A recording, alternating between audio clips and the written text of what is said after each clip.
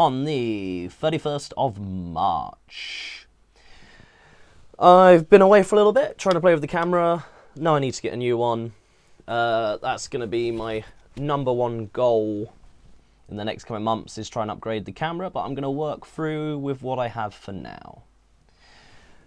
Anyway, this is the last Raw before WrestleMania, and I am literally wetting myself with excitement. I can't wait for Mania. Regardless of what goes wrong, what happens, I am always super excited for Mania. The reason I'm doing this whole YouTube thing, the reason I watch wrestling, is because I'm a fan, and I just really enjoy the product. Speaking of enjoying the product, this show started off with The Undertaker. It's actually, I quite liked having them at the beginning of the show. They have closed the last few they've been involved with. I won't lie. As much as I love The Undertaker, this has all been like really lazy booking. It's just Undertaker booked by numbers. They didn't put a huge amount of effort into this feud. But this little segment, Undertaker comes out, does a speech. They do a really good job here with Brock Lesnar teasing the crowd, walking down, walking away, walking down. Undertaker and Brock get at it, fist to fist, and Brock Lesnar comes out as the victor. F5's The Undertaker and shows that he is the dominant force. I listen to other wrestling-related podcasts and whatnot, and I 100% agree that you should be building up whoever is facing The Undertaker and make them look absolutely monstrous. They've sort of not really done that. I'm happy that Lesnar seems to be working with Taker. He's not sort of going into business for himself. He's sort of been selling for him, but they really should have changed this around. Lesnar's been a monster. He's beaten The Undertaker in the past. That's what they should have focused on. But regardless, this is a thing where they didn't put much effort into the build-up because they didn't have to. All you needed to know was Undertaker, Brock Lesnar, boom. Sells it right there. Can't wait to see the match on the night. After this, we got Alberto Del Rio versus Big E Langston, and anyone notice he's got a big shiny belt around him? Intercontinental, I believe it was called. What the hell? You get rid of your other title, the World Heavyweight, and combine it and make the WWE World Heavyweight Championship. And you're not doing anything with the Intercontinental title. This title is majorly important now. It is the step up to the world title. There's nothing in between. This should be pushed. Big E is a nobody.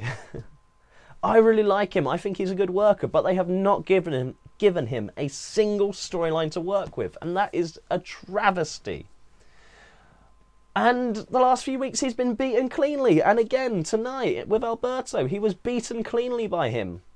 That just makes him look weak, so I can't see Big E winning this Battle Royale. I can't see Alberto winning it. So this was a nothing match that just weakened the title and was a complete waste of time. But then after this we get something that is not a waste of time, which is a Bray Wyatt promo. Of course, he starts it facing upside down. And I don't know, there's not much I can say on them. They're amazing promos, and they always get the crowd going. And it sets up for what happens later tonight. And then the match after this, Summer Rae versus Natalya, because they had an altercation on Total Divas. Now, logic.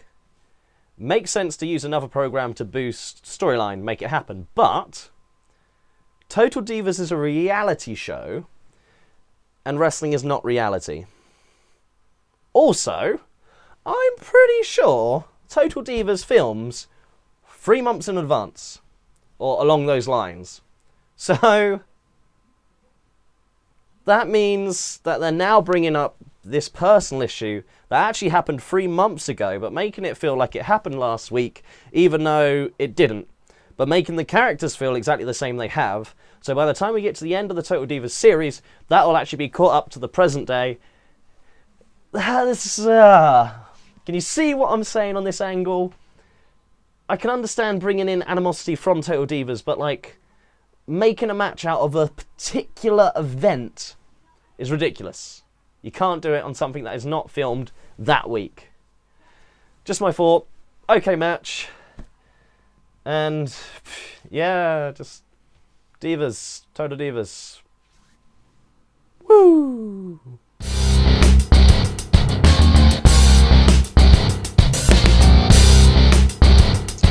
And we are back. And we're back with probably my favourite segment of the show, Triple H and Stephanie's promo. Come out pretty standard, but they are burying guys and blaming it on us.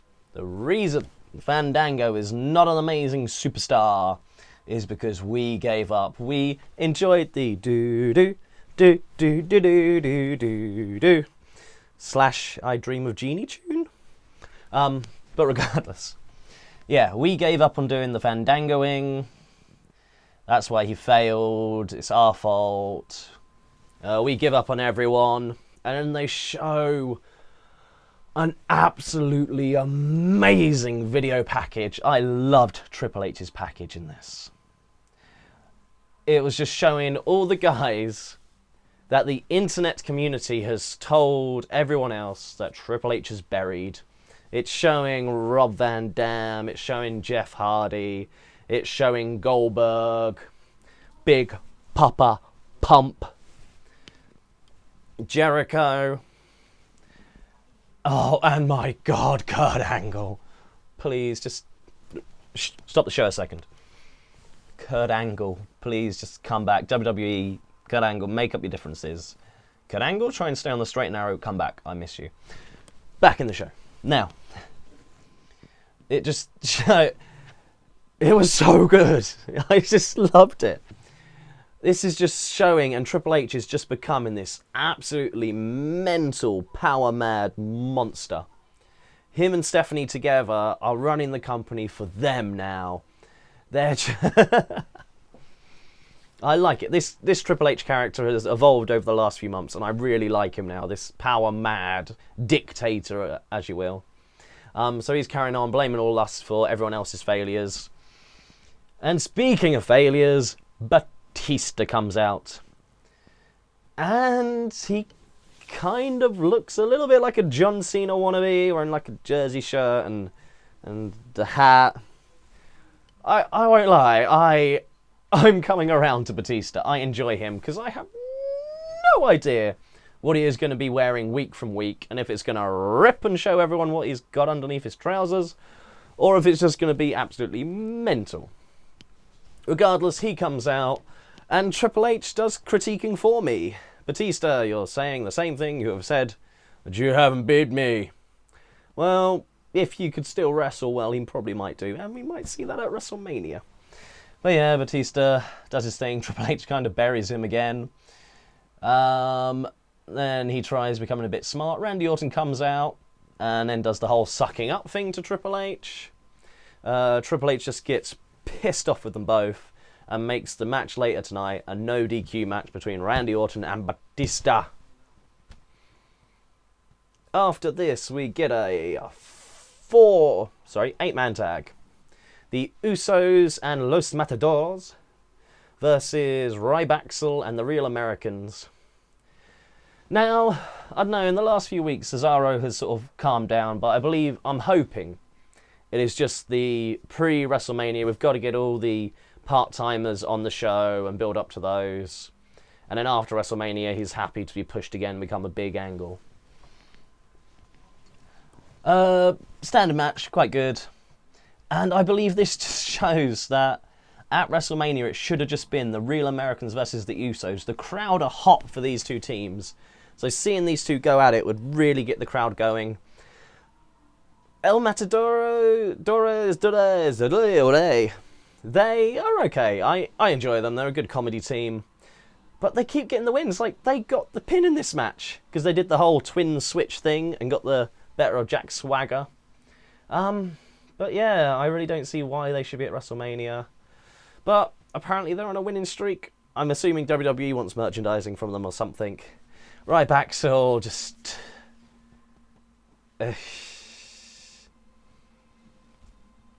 After that, we get Fandango and Sandow. Speaking of people that have been buried. Fandango, buried earlier on the show by Triple H, and Sandow, I do not know who he's pissed off, but someone really has it out for him. He's just, you wouldn't know who he is if you hadn't seen him in the last couple of years. He's just, it looks like a jobber. And they're in a tag team match against the Rhodes. Again, the Rhodes, they were so hot last year. And Cody had that massive angle with Triple H. And that's just sort of fizzled out. They got beaten by the Old Age Outlaws. And then nothing. Again, I hope when WrestleMania is over, the dust clears. I hope the Rhodes get another sort of push up for the title. Or they do a split and then do some singles action. After that, we got a promo from the Shield. And it seems now their face, Seth, is just the main speaker of the group. And just saying that they're very solid, showing the solidarity. And they're very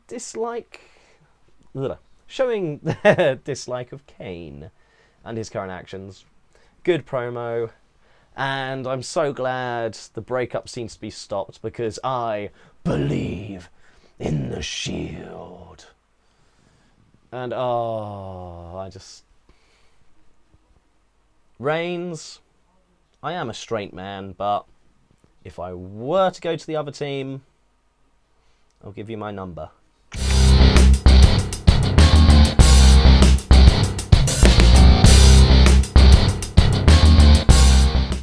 We're here. Yes, we have Bray Wyatt versus R-Truth. The Wyatt's entrance. Just since they started personalising them, it just makes it so cool to come out. I'm going to go see the WWE in the United Kingdom later this year, and I can't wait to hear London, we're here. It's a bit of a one-sided match. R-Truth gets beaten down. Bray's got a good array of power moves. And just shows that he's damn strong. Doesn't have much help, or any indeed, from Luke and Rowan. They're pretty much out the match, just showing that Bray can do it all by himself. Gets the win. Xavier comes in for a save. Of course he gets a nice beating by Wyatt's bros. Yeah, I bet that's what he calls them. Hey, Luke, Rowan, you're my bros. No. But, as Bray is posing, the lights go down, his minions fall behind him, including his third minion. Another sheep mask wearing guy has appeared behind them, to which they're rather shocked at, but they remain rather calm.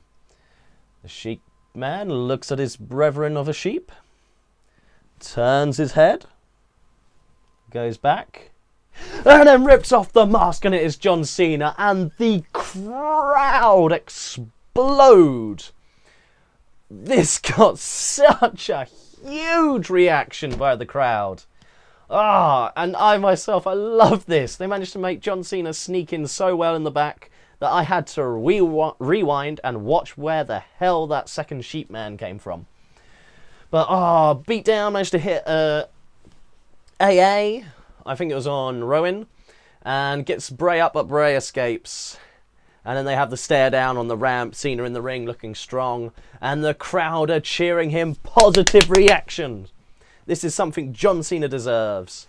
I cannot wait to see this match at WrestleMania. I think this is going to be a fantastic one. Maybe not the best technical in-ring, but it's going to be a big, brawly match. And it's going to have a very hot crowd for it. After this, we have some more Divas action with the magnificent AJ Lee versus Naomi, who is no longer a pirate, which I'm very depressed about. I think she should have run with the pirate gimmick, and it would have been great, matey.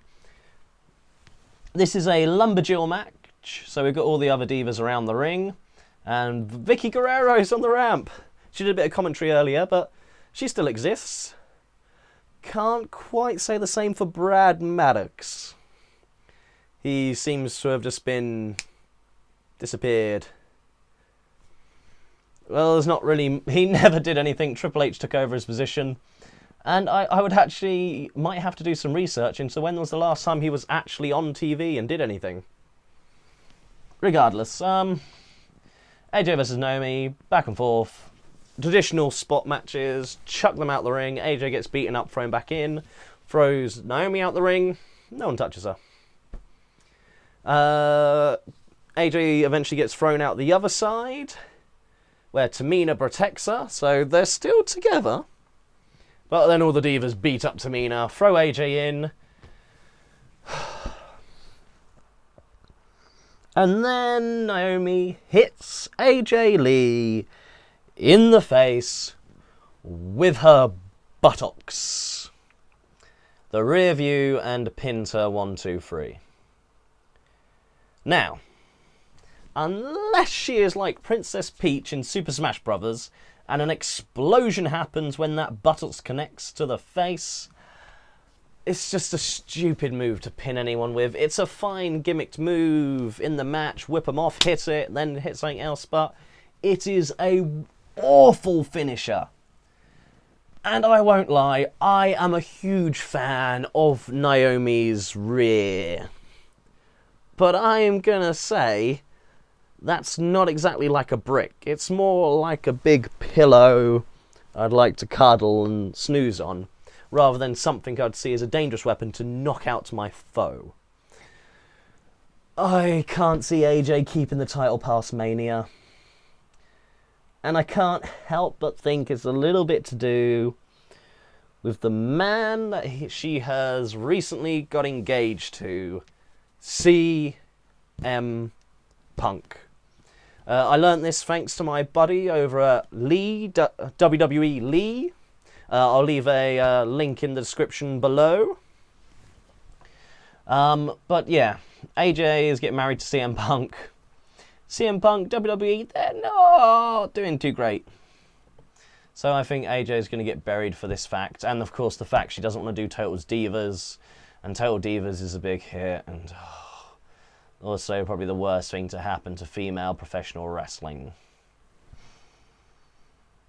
After this, we get a good standard Cena promo, hyping the crowd. The crowd are still with him, and there is very little boos. That is one major thing that I like. Cena is getting the respect he deserves. He did an amazing angle earlier in the show, and the crowd is still with him. After this, we get the Kane versus one of the Shield. Jerry the King does the whole pole thing, activates it, and, oh, poor old Dean. Dean got 9%. Seth got the second highest with 11%. But Roman Reigns got 80%. I think we have a slight inkling to which one of the Shield the crowd are most into. Strange, Reigns comes down by himself. Nice one-on-one with the Kane, going at it. The Outlaws come down, they're about to interfere, but of course Seth and Dean cut them off. Reigns hits the Superman punch to Kane, and then calls in the others, and they go for the triple powerbomb, but the Outlaws save Kane. Can't wait to see this match at WrestleMania. I really hope that this is not a tease for the breakup, and this is actually, they're going to go for a face run. This team still has legs. Please keep them together, WWE.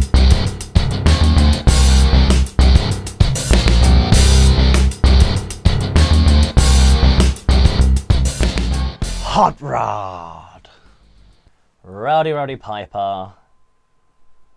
Main event of the first ever WrestleMania. This is a good use of him. You gotta love Piper. You never quite know what he's gonna say. But this was a nice, safe Standard Juice, having a good old Piper's Pit segment. And he's putting over the Andre the Giant Battle Royale. And the odds-on favourite is going to be... The Miz. Comes out now and interrupts. Really? Really? Nobody cares. Piper just insults him. And then Sheamus, who loves to fight, comes down. Gonna win a big trophy and then drink some Guinness.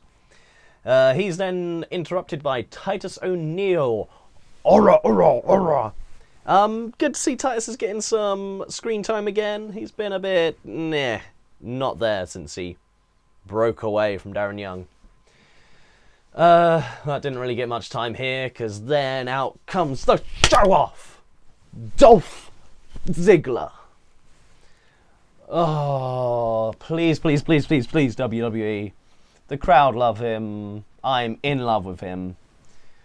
Let's let Ziggler have some storylines. I don't care if he's a main event guy. I just want him to do what he does and to put on some fantastic matches, have some good storylines. Let this guy build up.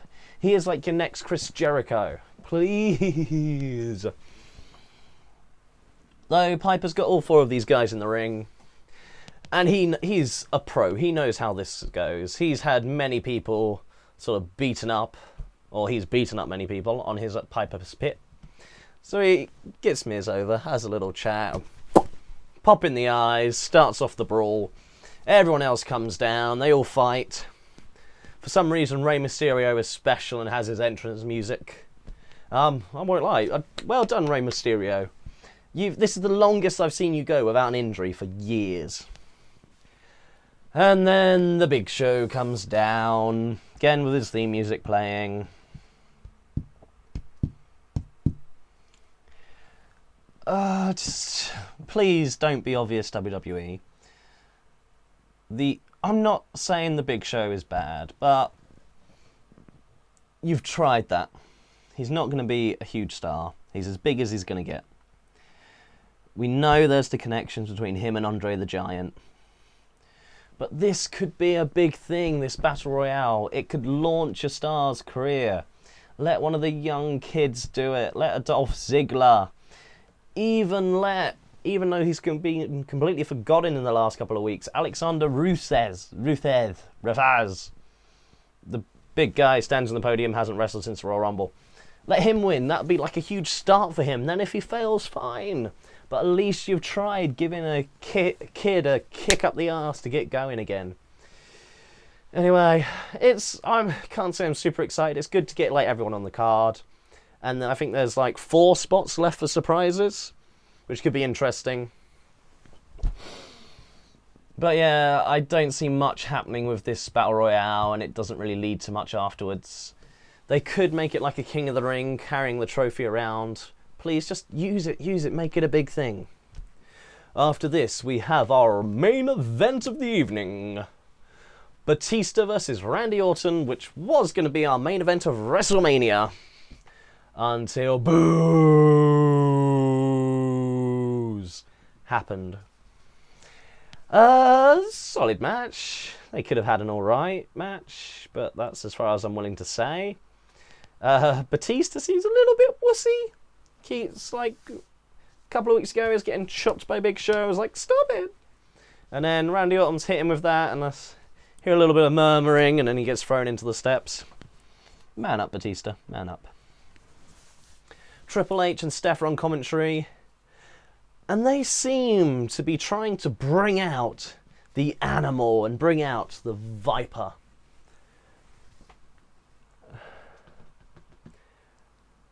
Okay, this may be some fantasy booking, but I would like that after WrestleMania, Evolution comes back. You get these 3 guys on the same page, and they can be a threat to anyone. They're all dismayed after losing to Daniel Bryan, and then you get the return of Evolution. Because that seems to be where they're going. Like, Triple H doesn't seem to be just beating them up because he's just bored of them. he seems to be doing it in like a fatherly way. He wants to get the very best out of his children, out of Batista and Randy Orton, his creations. He's trying to get the best out of them by putting them in tough situations. But then, as he's sort of jeering and cheering for both of them, Daniel Bryan beats him up. Just jumps over the barrier, starts hitting on Triple H. Jerry the King gets all panicky and bounces away. And speaking of bouncing away, Stephanie bounces away, which I rewinded a couple of times, I'll be honest. Daniel Bryan just beating and just striking and punching Triple H. Randy Orton comes down, breaks him off. Then Orton gets him in the ring. Batista takes out Orton with a rubbish spear.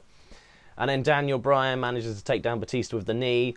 And then he is diving straight to the outside into Triple H. Triple H is selling like a bitch. And thank God, this is just... this is what every fan wants to see. Daniel Bryan was just so fast, going at him relentless. Triple H taking those kendo shots and just selling and selling. Oh, then Daniel Bryan clears the ring. And he's on the top rope. Crowd are with him.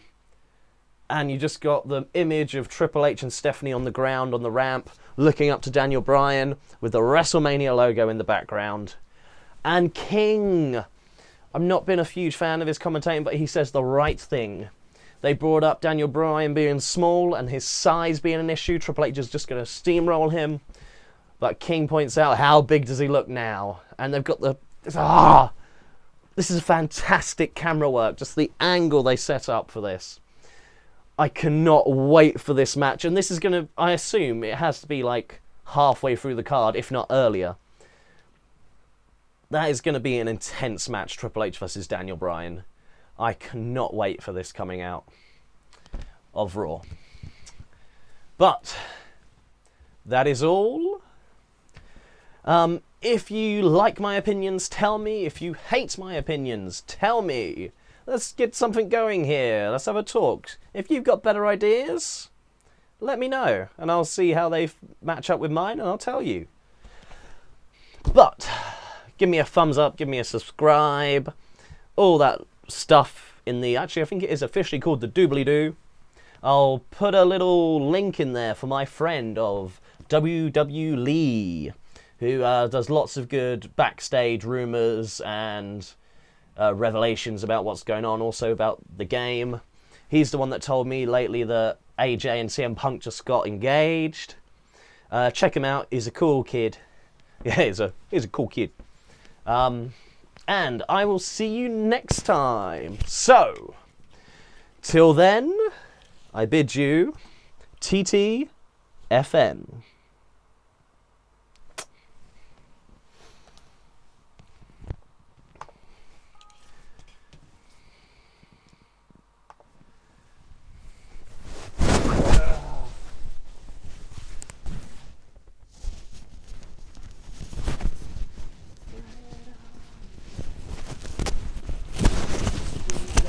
Exactly what they